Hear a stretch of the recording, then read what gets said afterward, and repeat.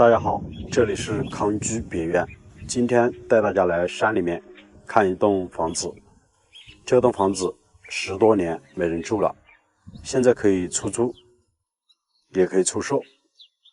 我们先来看这栋房子周边的环境。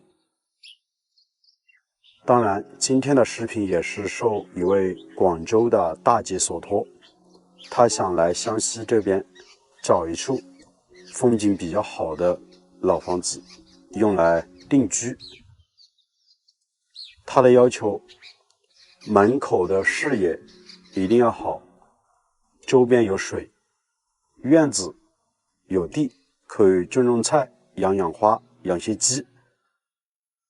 他比较喜欢钓鱼，尤其要求在门前有小河之类的。这座房子就在镜头的前方，我的车子已经开到了屋门口。这条马路大概宽3米左右。这栋房子距离县城16公里，距离附近的乡镇大概是5公里左右。但是这边是没有公交车直接到达寨子的，所以说自己有车比较方便。当然，如果租下的朋友，你也可以买个单车到集市里面去买一些生活物品，都还是非常方便的。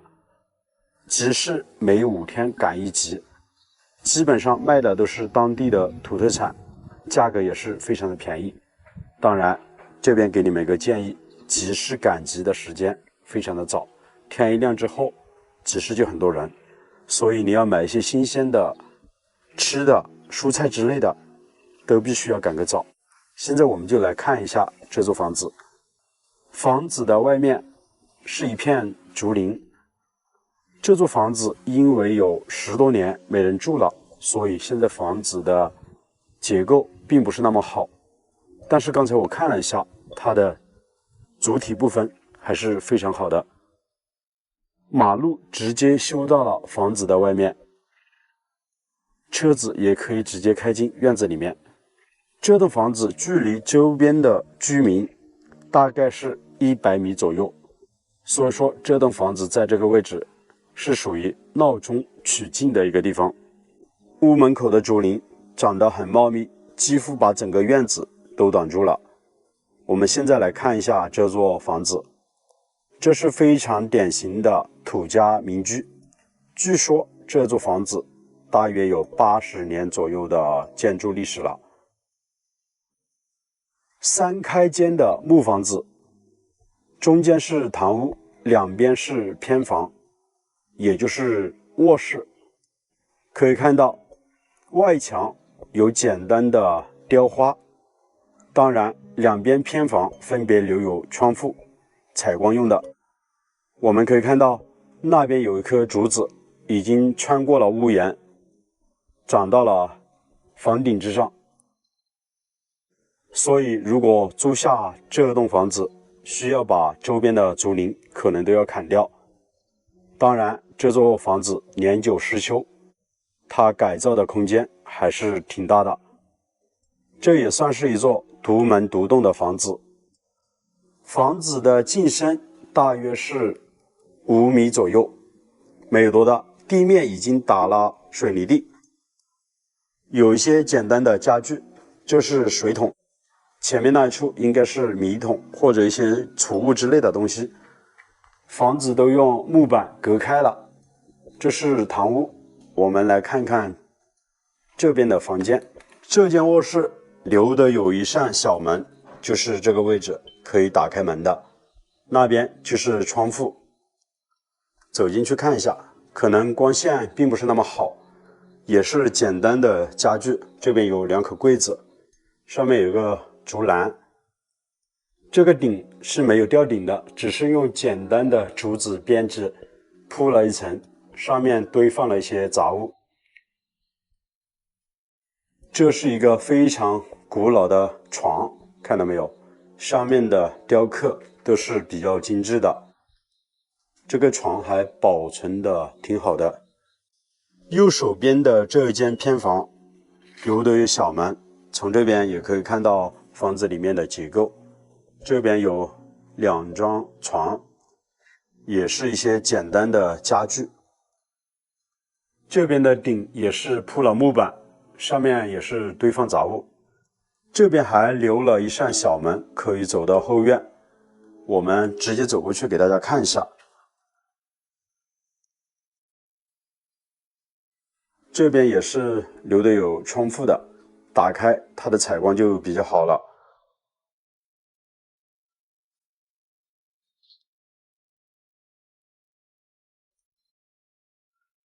看后院有多宽，这后面也是竹林杂草。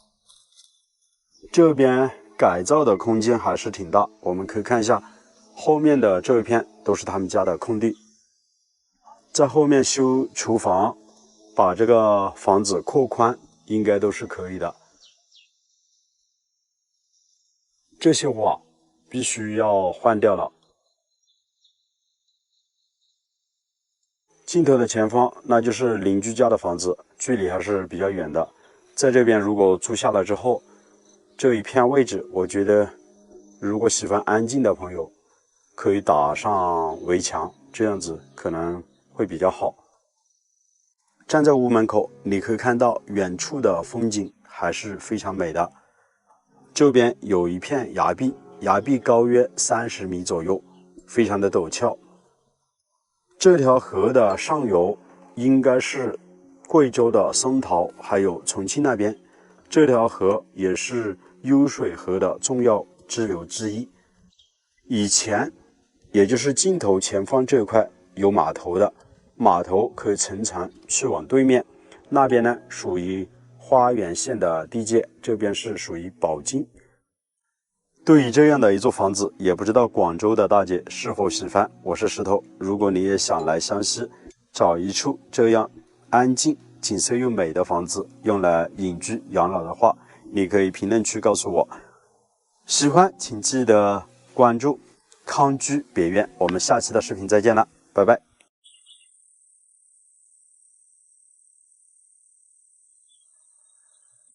朋友们好，我是石头，我现在湖南的湘西，又来到了大山里面。这几天都在下雨，云雾缭绕的。刚刚开车路过的时候，发现这里的崖壁非常的好看，我就停车下来，走到山谷里面，看里面有没有好的景色。好了，朋友们，跟着石头的镜头，我们一起走进山里面，看看这里的环境到底如何。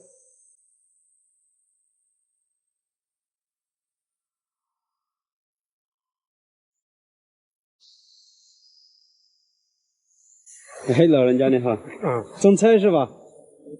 你这是什么东西啊？洋货。洋货。哦，这是用来吃的吗？用来吃的。哦，挺大一个的。你们这个寨子大概有多少户人？50多户啊。50多户哦，全部都是木房子，好漂亮。谢谢你啊，上去看一下。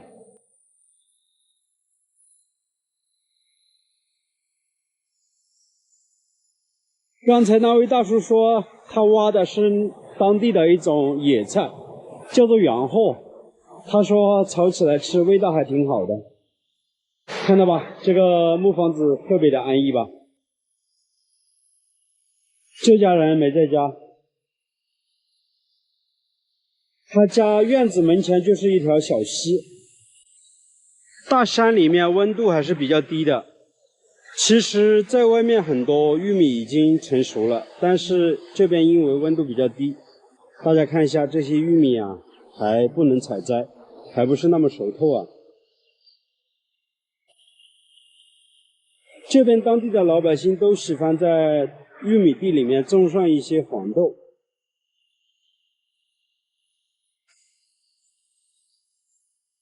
这应该是桃树吧。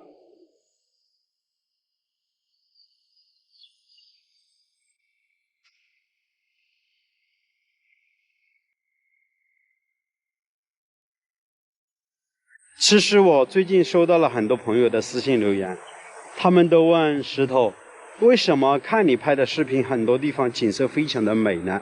但是这些地方又不出名呢？其实石头想告诉你们一个小技巧，寻找美景千万不要待在大城市里面。当你走到大山里面的时候，你会无意之中就会发现美景，就像今天一样的。我们今天又来到了大山里面，这里的景色非常的不错。如果你问我这个地方到底在哪里，可能我现在都无法回答你。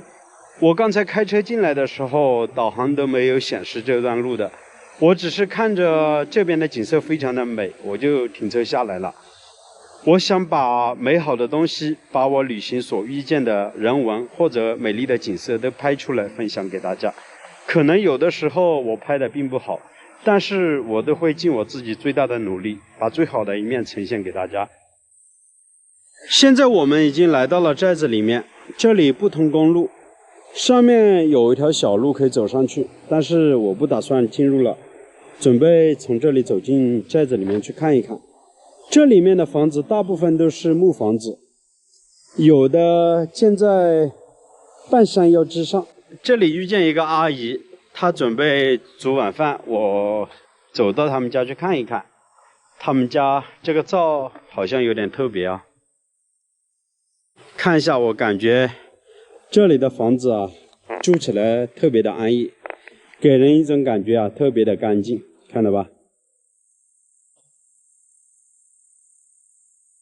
阿姨家这里有个小房子，这里还栽了一株柚子树，结了2个柚子呢。你在洗菜吗？我说你在洗菜吗？菜啊？啊，这个是自己种的菜是吧？洗菜哦，洗白菜啊？哦，洗白菜哦。洗白菜。这是自己种的菜吧？哎呀。哦，就种在那里。阿姨说他们家的菜都在地里面，自己摘来的。这里的水源还是非常的方便，都是从山上流下来的山泉水。哦，这是他们家的灶。以前你们家煮饭就在这里是吧？没煮。哦，现在不用了。用这个是小孩的。哦，小孩子的。现在不在这里煮饭了，都在房子里面煮了。他们家这个位置还算比较高，底下的房子稍微建的矮一些，因为地势原因嘛，所以说他们家的房子要稍微高一点。但是这个房子啊，我感觉比较精致，只是说这个房子没有一个院子，底下呢就是出了大门之后就是一个1米多的一个坎，底下就是一片菜地。每家每户其实上都差不多，看到吧？这个房子可能建的时间还不是那么长。你们这边到城里面方便吗？我说你们这边出到城里面方便吗？不方便。不方便哦。这里现在还修通了路，要是以前的话，可能更不方便一些。不行。我们要当铺喽。看得出阿姨非常的热情，但是可能我说话她不太听得懂。好了，我们也要离开了。阿姨再见了，谢谢你啊，再见了，再见了啊。再见。我老了，没阿姨了。没事没事没事没事，挺好的挺好的。祝你身体健康啊，再见啊。身体健康，身体健康。好好，再见再见。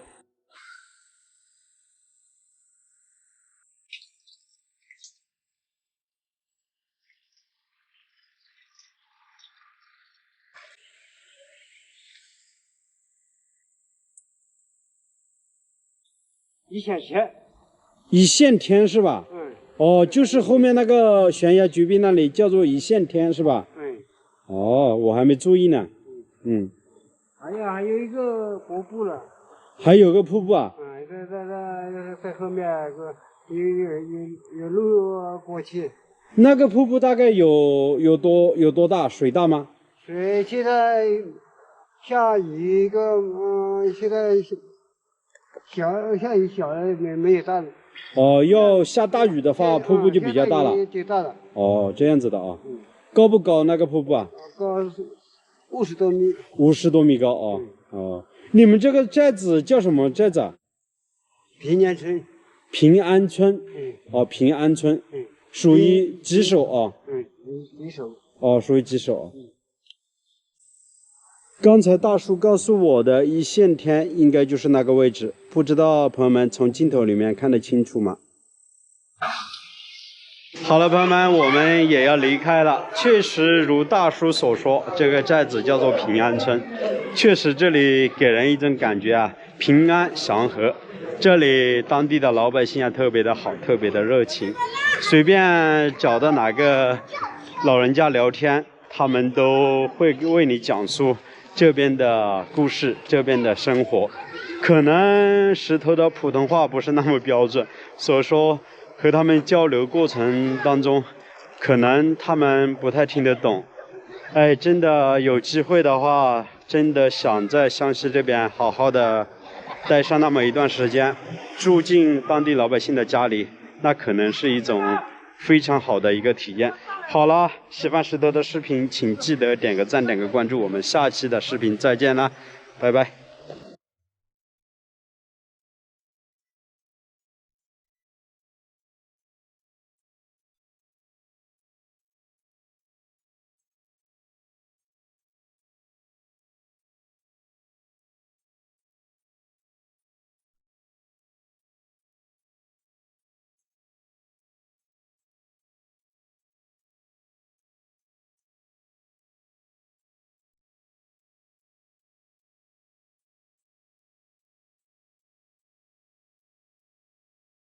朋友们好，我是石头。没想到过完年之后，我们湘西这边还下了这么厚的一场雪。与其说这是一场雪，应该来说啊，这山上到处结的都是冰瓜子，连这些树上啊都是白茫茫的一些冰块，真的挺美的。之前我来过这边拍了个视频，很多朋友在视频里面留言说，哎，这个地方的景色实在太美了，是哪一个在这边建了一栋别墅，在这边隐居养老？确实啊，这栋房子是建在悬崖绝壁之上，在底下有200-300米高的悬崖绝壁，风景是非常美的。今天我们是没办法进到别墅里面，只能通过无人机的镜头一起来看一看。其实啊，我们从山脚下开车上来，底下已经是这些冰雪啊都融化的差不多了，但是这边的海拔比较高，山上的这些冰瓜子还挺多的，大家可以看一下，树上啊都是厚厚的冰瓜子，这个时候啊也在融化。这里的海拔差不多600多米，到夏天的时候啊还是挺凉快的。这栋别墅就在镜头的前方，从这边是有一条路可以走上去的，上面还有一条路，在那上面有个寨子，也是一处古苗寨，大概住着几十户人家。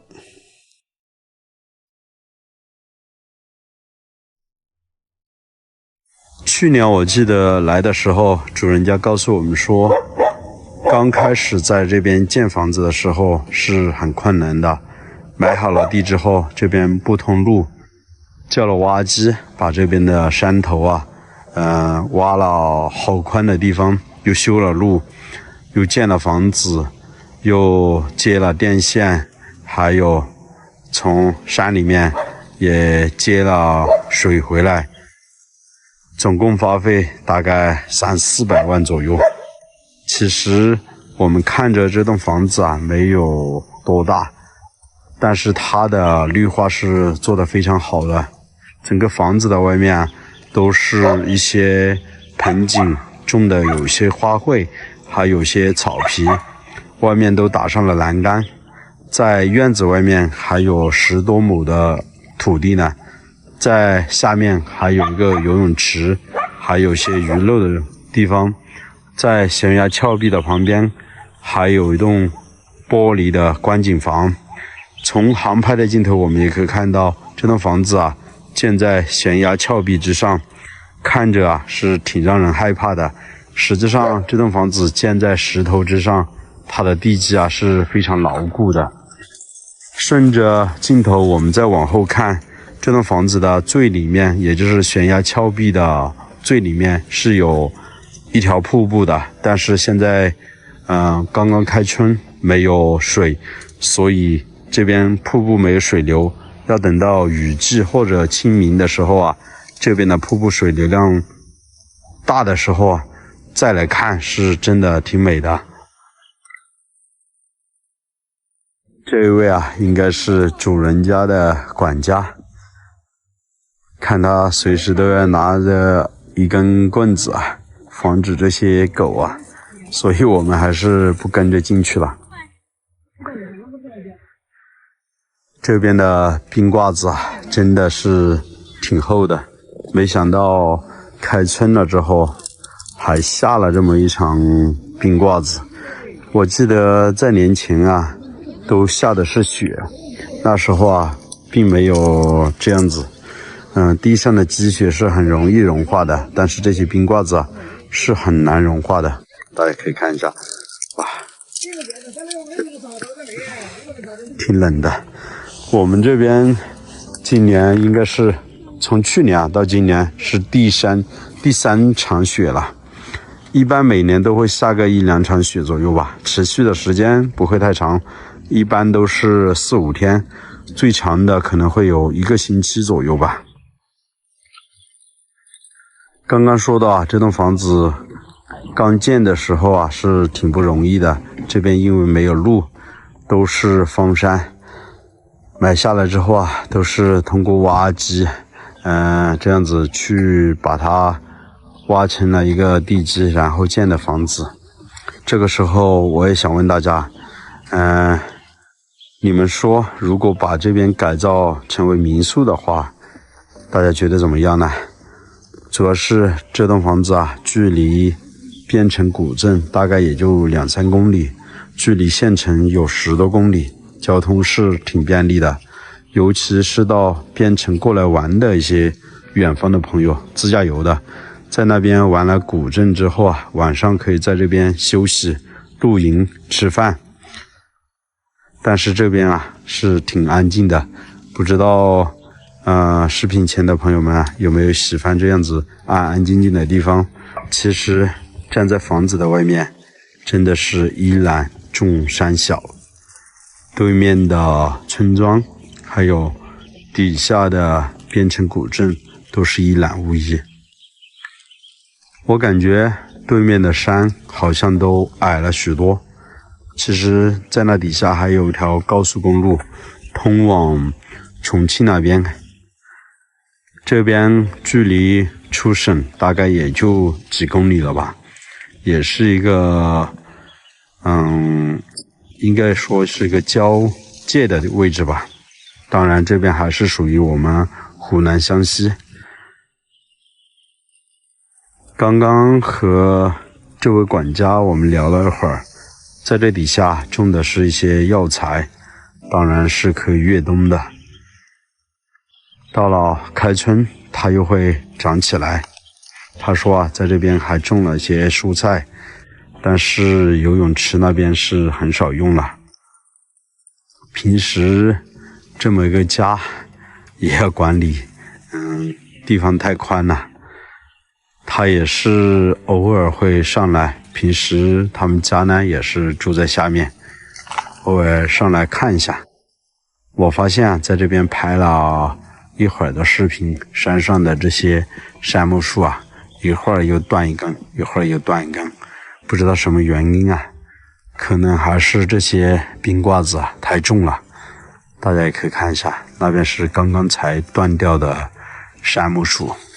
在我们湘西这边，杉木啊和马尾松是比较多的，也都是装修木房子啊用的比较多。其实我们今天过来的时候并没有联系到主人家，因为去年在7、8月份的时候我们来过一次，当时在他家里面我们交谈的是，他说在年底啊准备在这栋别墅的外面修建一些类似于蒙古包啊或者一些简易的木房民宿之类的，把整个这个别墅的周边打造成为一个民宿的休闲区，我就想来看一下到底做好了没有。但是今天过来之后才发现啊，好像并没有变化，可能他的计划有变。我记得当天我们大概算了一下，如果在这边打造一个民宿啊，估计又要花费一大笔钱呢。如果有一些好的变现手段，能把这些游客啊吸引上来，倒是挺不错的一个投资方案。